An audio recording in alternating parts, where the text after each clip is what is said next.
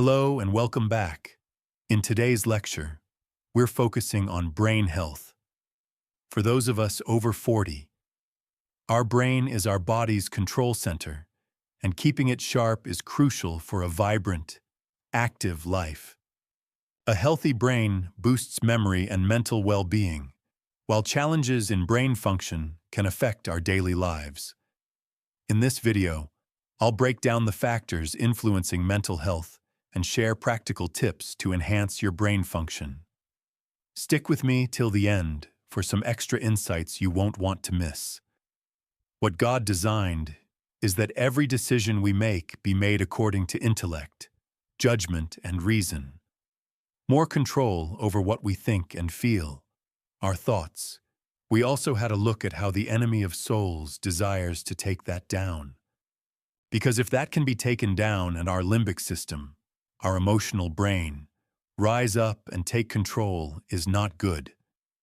When our emotions take over, our ability to make rational decisions suffers.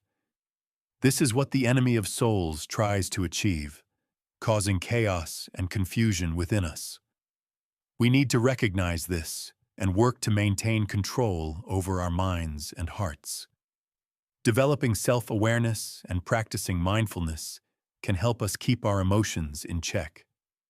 By choosing to respond with reason and intellect, we can stop attempts to disrupt our inner peace. So let's have a look at a couple of mental conditions and see what their cause is. One is schizophrenia. If someone comes to me and says, "Can you help my son? He's got schizophrenia." How old is he? In his 30s. So my next question is, drugs. And I would say in 98% of cases, the answer is yes. The brain has been damaged. Because even schizophrenia doesn't just happen. Remember, it's lifestyle that pulls the trigger. And in some cases, there is a genetic link. But if that person gives their body all the conditions conducive for peak health, that schizophrenia might need never manifest itself.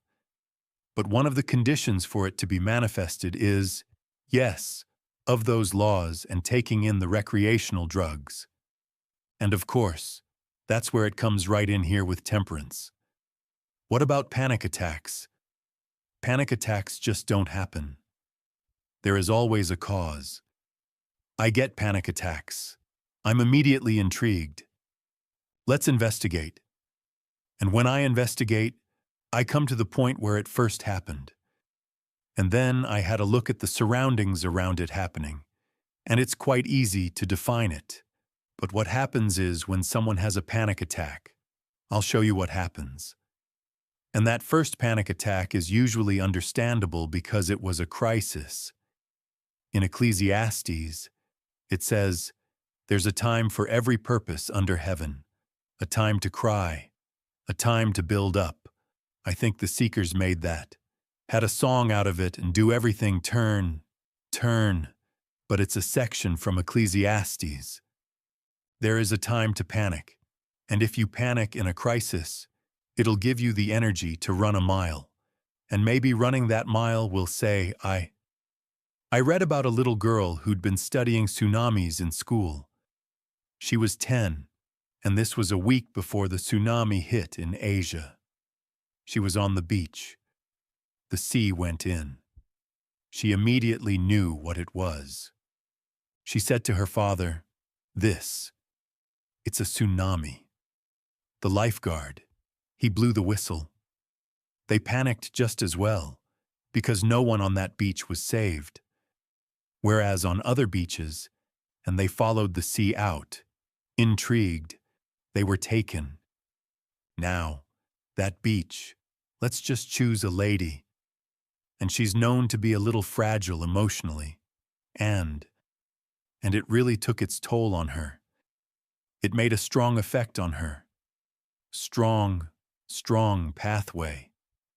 When something has a profound effect on us, a very strong pathway is made. That's a physical pathway in the brain. Let's call this lady Sue. They were saved. A few days later, something happens. Maybe a saucepan falls on the ground and she starts to shake. Her emotions go down that panic pathway. She doesn't realize what's happening. And then, as the days go by, she starts to panic more and more, even at little things that don't seem to be very big. Her husband takes her to the doctor. He refers her to a psychiatrist. Says, "We found the cause of all your problems. Need to be on medication probably for the rest of your life." Whew. When she goes home, says, "What did he say? To the pathway?" That puts a little bit of Rio in there. I'll be on panic attack medication for the rest of my life. Oh, the more you say it, the more you think it, the stronger those pathways get. Their physical pathways reminds me of the old saying that repetition deepens the impression.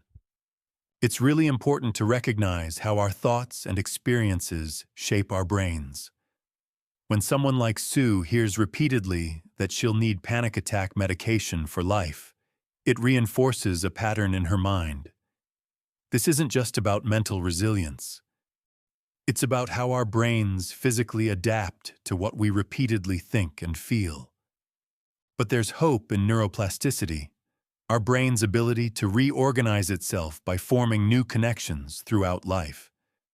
This means therapies like cognitive behavioral therapy can help change negative thought patterns that fuel anxiety disorders like panic attacks. Plus, lifestyle factors matter a lot. Sleep and nutrition affect brain function and neurotransmitters levels. While medication can help manage symptoms, it's not the only solution. Taking a holistic approach that considers both mental and physical health often leads to better long-term outcomes for mental well-being. Effect follows cause with unvarying degree all through nature, and never should the effect be blamed as the cause. I had a lady come to me and she said, "I found the cause of all my problems. I've got chronic fatigue syndrome." I said, "No, that's actually the effect." Even when someone says, "I've got depression," do you know you can't just get depression? Depression is actually an effect. It is not a cause.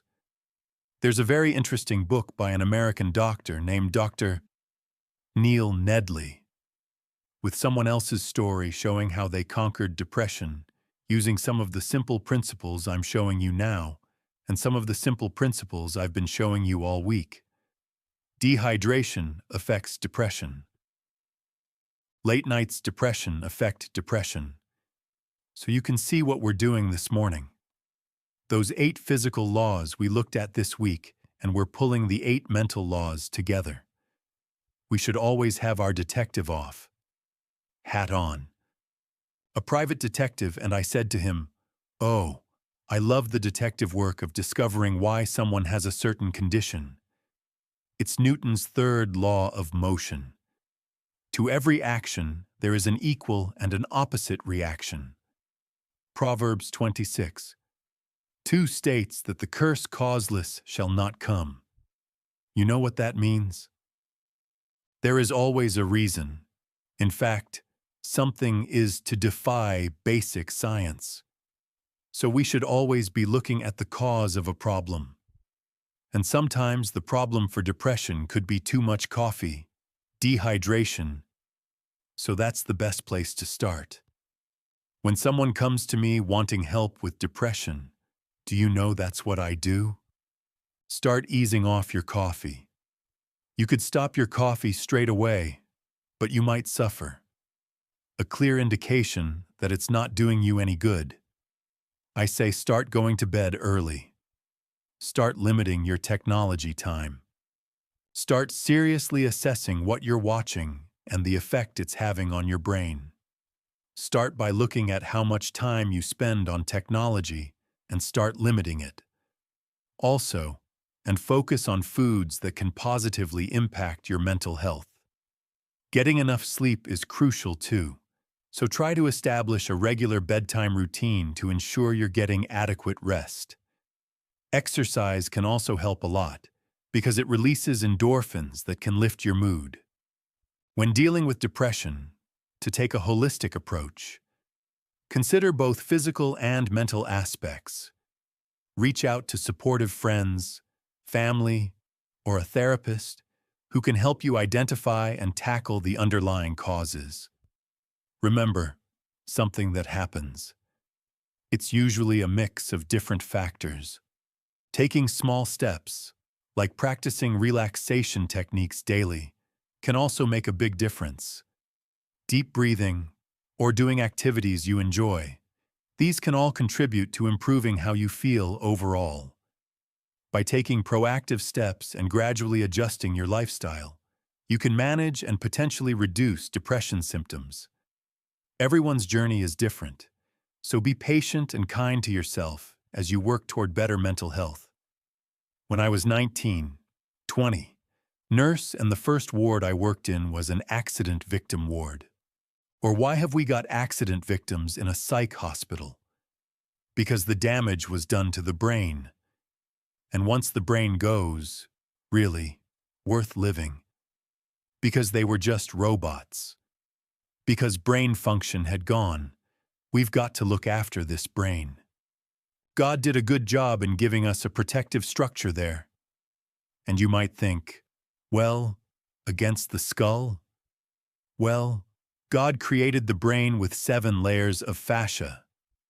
Fascia is like thin balloon material, and between every layer there is fluid. So when you do fall, effect. The problem arises when the head gets continually battered, like the dripping tap on a stone. Damage is sustained. We've got a problem in Australia today. I notice when you in America have ball games, well, padded helmets, a very rough game called rugby league. I don't know if you've ever seen it. Oh, I don't watch it. The game, you know. Watch the way those people collide and tackle and bang. Well, we've got a problem today. It's actually a nice name for brain damage. And there's stories of players being let off the field because they're just wandering around the field going like this. They've had so many blows, and it's documented today. They've done MRIs, these continually being knocks. The other game is football. Well, we said football, battering to the brain. You might have even seen an interview with a boxer in the latter years of his life. And what are the latter years for a boxer are 50, by the way. 50 is only halfway to 100. So we have got a strong skull to protect the brain. We have got the fascia and the fluid in there which protects the brain. But our brain has 7 avenues of access. Notice with the skeletal system, your 7 avenues of access. You've got 2 ears, 2 eyes. Everything that goes into those avenues of access has an effect on the brain. Everything we hear or have ever heard is monitored in the brain. Everything we see, us a story. Everything that we eat or drink or anything else that goes in by the mouth has an effect on the brain. Everything that enters our avenues of access influences the brain in some way. Our senses are not just passive receivers. They actively shape our perception of the world and affect our brain's functioning. For instance, evoke memories, emotions. Visual stimuli can trigger complex cognitive processes, from recognizing faces to interpreting details of art or nature. Smells have a profound ability to evoke memories and emotions, often bypassing rational thought and directly influencing our mood and behavior. Taste, too. It can evoke pleasure, nostalgia, all of which are processed and integrated by the brain. Studies also show that our brain's health is influenced by what we consume through our mouths. Nutrition plays a crucial role in brain function, affecting everything from cognitive abilities to mood regulation. Certain substances, like alcohol or drugs, can profoundly alter brain chemistry and function, leading to long-term consequences. Here is a huge deception. A huge deception is there, and you just about every television program I know in Australia, we don't watch a lot of television, but sometimes we'll watch a documentary and you see the ads. The most beautiful models drinking their coffee saying, "Oh, this is so good." It's not good. That caffeine does. It disrupts the neurotransmitters in the brain. And when it disrupts the neurotransmitters in the brain, it causes a chemical imbalance in the brain. They don't tell you that on the coffee packet, do they? What's a term for depression? I used to work in a psych hospital. They're drinking coffee all day. So why do they give them coffee? Because guess who's drinking coffee? The nurses and the doctors. So why don't they have mental illness? I won't tell you all, but I can tell you now, shocked how many are on medication themselves. Lady got very upset with me one day. She said I'm a psych nurse. I'm not on medication. I said I'm so glad. But there is an element. Caffeine is a deception. It gives you a lift, but not long after that it's going to give you the dump. To take caffeine for a lift is like taking out a loan to pay off your loan. Eventually there's a deficit, isn't there? With drinking coffee, and it's right here. Now I've got a warning. If you're drinking coffee, or you'll suffer badly. Start reducing. If you have 3 cups a day, start having 3 half cups a day and just slowly reduce it down, because I know everyone here wants to keep this running well. Refined sugar. It causes a fuel imbalance, whereas the caffeine causes a chemical imbalance. Any mind-altering drug is going to interfere with the prefrontal cortex. It's important to understand that the full effects of what we consume, especially substances like caffeine, while it provides a temporary boost in alertness and energy, the consequences on mental health can be significant. Many people are unaware of how caffeine can lead to increased anxiety, disrupted sleep, and mood swings. These effects can compound over time, particularly for those already vulnerable to mental health issues. Switching to healthier alternatives can be beneficial. For example, herbal teas or decaffeinated coffee can provide a similar experience without the negative side effects. Additionally, maintaining a balanced diet rich in nutrients supports overall brain health. Reducing caffeine intake should be done gradually to avoid withdrawal symptoms such as headaches, irritability, and fatigue. Starting with smaller portions and gradually decreasing consumption can ease this transition. Addressing the root causes of why we rely on stimulants like caffeine is crucial. Stress management techniques, regular physical activity, and adequate sleep are fundamental practices that can naturally enhance energy levels and cognitive performance. What nutrition does the brain need? We've looked at the 3 essential nutrients this week. The 3 essentials are fiber. Fiber slowly releases the glucose, so it gives a nice, steady supply. Your best are your vegetables, your fruit, all your plant foods. Best proteins are the plant proteins, your legumes, your nuts and seeds. Fats. One of the biggest deceptions given to mankind over the last 30, 40 years is this fat-free diet. It's a crazy diet because the fattiest organ in the body is the brain. Every organ in the body, every cell in the body has a membrane around it, which is 50% fat. But not the brain. And that other 30% comes from this little fatty sheath that surrounds the nerve cell. And that fatty sheath is a myelin sheath. It conducts the messages through it, insulates, it protects, and it nourishes the nerve cell. So it's a protection that God put there against what he knew would be exposed to today, chemicals. So if someone's on a fat-free diet, they're on cholesterol-lowering medication, because that's like a fatty cholesterol that protects that. So let's say they're on a fat-free diet, cholesterol-lowering medication, and they're eating tuna 3 times a day because they want to put on muscle. And tuna is well known to have mercury in it. And they've got mercury fillings in their mouth. There's no protection. That mercury starts to eat away at that. Factor to multiple sclerosis, Parkinson's disease, dementia, and Alzheimer's. We've been deceived. Can you see that? That's why any health professional that says to you, "You've got this, you should be on this," is, "Thank you so much for your advice. I'm going to seriously consider these things." And then you go home and you do what God says. You don't have the spirit of fear, but of power. Now what can I do? What options do I have here? Just about the internet has opened the door to information. But what also has it done but confusion? In navigating all the information out there, it's important to figure out what's credible and what's not.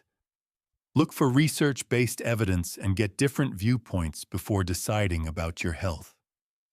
Remember, not all advice works for everyone. Might be different from someone else's. Adding healthy fats to your diet is key for brain health. Foods like avocados, olive oil, nuts are great sources. These fats help your brain work well, protect against cognitive decline, and contribute to overall well-being. Staying hydrated is also crucial. Water helps deliver nutrients to the brain and removes toxins. Aim for at least 8 glasses of water a day and adjust based on your activity level and the climate you live in. Regular exercise supports brain health too. Physical activity increases blood flow to the brain, helps grow new neurons, and reduces the risk of diseases like Alzheimer's. Try to get at least 30 minutes of moderate exercise most days. Managing stress is just as important. Chronic stress can harm your brain and overall health. Practice techniques like mindfulness, meditation, deep breathing, and make sure you get enough sleep each night. By considering these factors and making thoughtful choices, you can support your brain's health and function for years to come. Thank you for joining me today as we discussed brain health. I hope you found this information both enlightening and practical for your health journey. If you have any questions or need more details, feel free to ask in the comments below. I'd love to hear from you. Don't forget to like this video, channel for more health insights, and check out our other videos for even more tips on living a vibrant and healthy life.